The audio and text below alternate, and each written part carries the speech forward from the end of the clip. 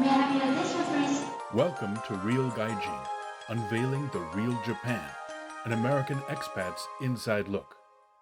Now it's time for another story from the Read My Lips series of podcasts. The Road Less Traveled. Kyoto Ultimate 3-Day Travel Guide. Despite concerns about over-tourism, there is a reason why Kyoto is Japan's top tourist destination and remains a must-see for any foreign visitor to the country. Recorded on August 12, 2024. Japan's quintessential tourist destination, Kyoto, is considered the preeminent cultural capital of Japan and was the home of the Japanese imperial family for 11 centuries until 1869. Kyoto residents are known to be somewhat suspicious of outsiders, even from within Japan, but foreign visitors are actually very welcome. So, if you want to try and experience firsthand the fictional life of the enchanting Sayuri or her lover Nobu from Arthur Golden's Memoirs of a Geisha, who made their home in Kyoto, it would be best to plan to stay for 2 nights and allow 3 days for sightseeing, including travel to and from Tokyo.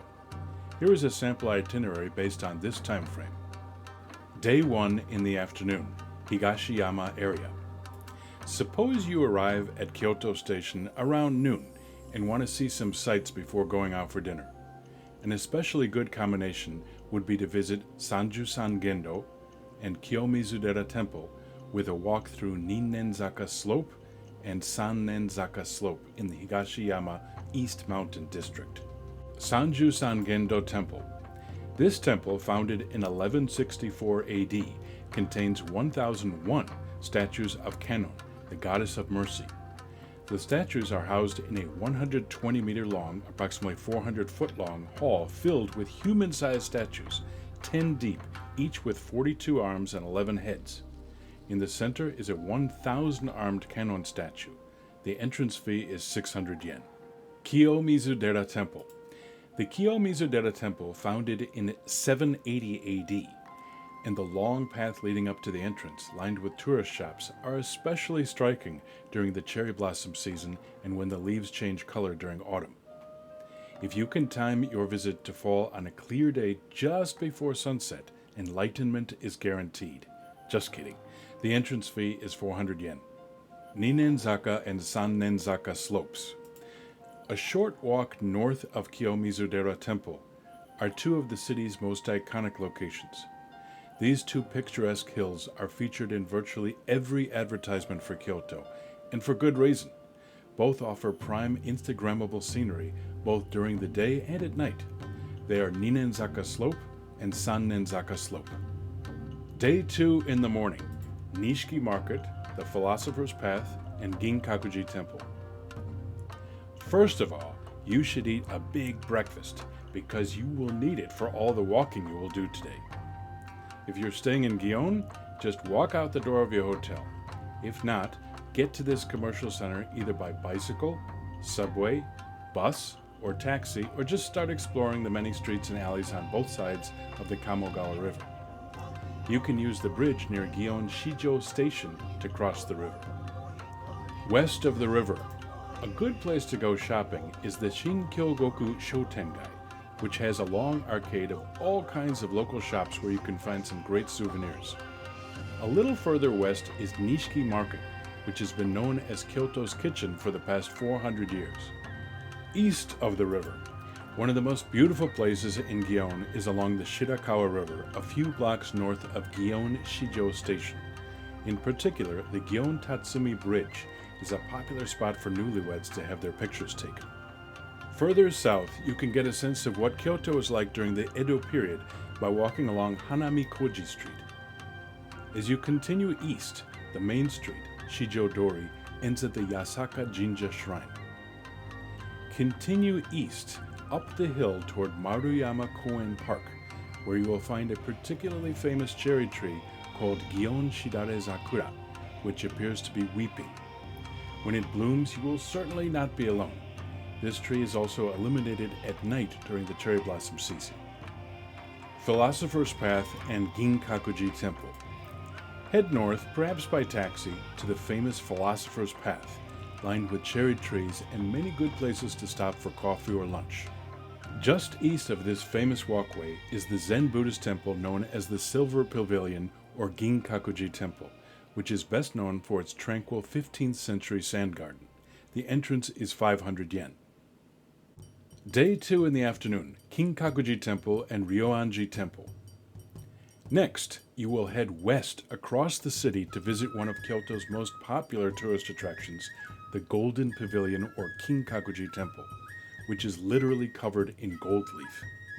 It will be quite a contrast to the more subtle Silver Pavilion, which, by the way, is not covered in silver. The main structure of Kinkakuji Temple is probably one of the most photographed places in the world. The entrance fee is 500 yen. By this point, you may be getting a little tired and wary of the crowds, but a particularly good place to end your day of sightseeing, just down the street, is Ryoanji Temple, known for its large rock garden. It was one of Steve Jobs' favorite places to meditate during his frequent visits to Kyoto, so this temple is the perfect place to reflect on everything you have seen in the past 24 hours. The entrance fee is 500 yen. Day 3, Nijojo Castle and Arashiyama Bamboo Grove. At this point, you may have reached temple overload, so it's time to do something completely different. First up is the famous squeaky floor castle called Nijojo, built in 1603 for Japan's most famous shogun or supreme warlord, Tokugawa Ieyasu. Nijojo Castle is an elaborate, heavily fortified residence built on flat land. The main palace was built with nightingale floors called uguisuban, which make a chirping sound when someone walks on them. This was apparently part of a security system to protect against attacks by sneaky ninja assassins. The entrance fee is 1,300 yen for the full tour. At the end of your grand tour of Kyoto, a great place to take a long walk is the bamboo grove of Arashiyama on the western side of the city. In the afternoon, you can make your way back to Kyoto Station to catch the bullet train for the return trip to Tokyo. Additional points of interest. I have put the above itinerary into practice with numerous visitors, so I'm sure it works pretty well. However, there is much more to see in and around Kyoto, if you have the time. Just staying within the city limits could keep you busy for months. Here are some additional favorites. Fushimi Inari Taisha Shrine. Dating from 711 AD, the Fushimi Inari Taisha Shrine features a path with thousands of vermilion, bright orange gates called tori. It is located about 4 kilometers, 2.5 miles south of Kyoto Station, and admission is free. Heian Jingu Shrine. Although a relative newcomer, built in 1895 to commemorate the 1100th anniversary of the establishment of Kyoto as the home of the emperor, Heian Jingu Shrine is certainly every bit as impressive as its older neighbors. Starting with the huge vermilion torii or entrance gate, the sheer size of this structure makes it hard to miss. The adjacent garden is, however, the main attraction. Allow at least 45 minutes to see it all. While there is no charge to enter the main grounds of this shrine, there is a fee of 600 yen to tour the extensive garden. Kyoto Imperial Palace. This was the home of the Japanese emperors until 1869, when the Meiji Emperor moved to Tokyo. However, the imperial family still visits from time to time. The best way to get a sense of how so many of Japan's former emperors lived here is to take a 1-hour tour of the grounds. It's all free, but you must book your place on the tour in advance. Pontocho Alley. This quaint, car-free nightlife district is home to many restaurants and runs parallel to the west bank of the Kamogawa River between Sanjo and Shijo. It's a great place to spot a Maiko on her way to an evening dinner party. The narrow facade of some of the more established restaurants can be deceiving, as the restaurant may open up to a large room in the back. This design was an attempt to avoid paying taxes when the tax bill was calculated based on the width of the entrance. Side note 1. Practical considerations for dealing with luggage. It is wise to travel with as little luggage as possible. Especially if you plan to stay at a ryokan, you will be given a bathrobe to wear at the inn. Therefore, you may only need to pack clothes for walking around during the day. Most hotels will store your luggage before the official check-in time if you can drop your bags off before you go sightseeing. Kyoto Station also has plenty of coin-operated lockers, which may come in handy on days 1 and 3 of the suggested itinerary. Side note 2, try takyubin and send your luggage separately.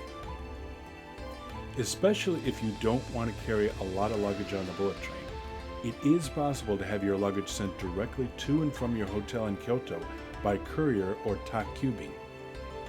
Although you will need to allow an extra day or so to ensure that your luggage arrives in time, the cost of this useful service is generally quite reasonable and helps to reduce stress. In fact, this is the way many locals travel and is highly recommended. Conclusion. Now you are ready to take on the role of either the heroine Sayuri or her lover Nobu and explore Kyoto on your own. While you will undoubtedly encounter crowds throughout the city, take a deep breath and relax. It's all part of the atmosphere that makes Kyoto such a special place to visit in Japan. お疲れ様でした。 Thanks for watching and or listening to another story from the Read My Lips series of podcasts on Ryoanji. Tell us what you think and be sure to tune in again next time.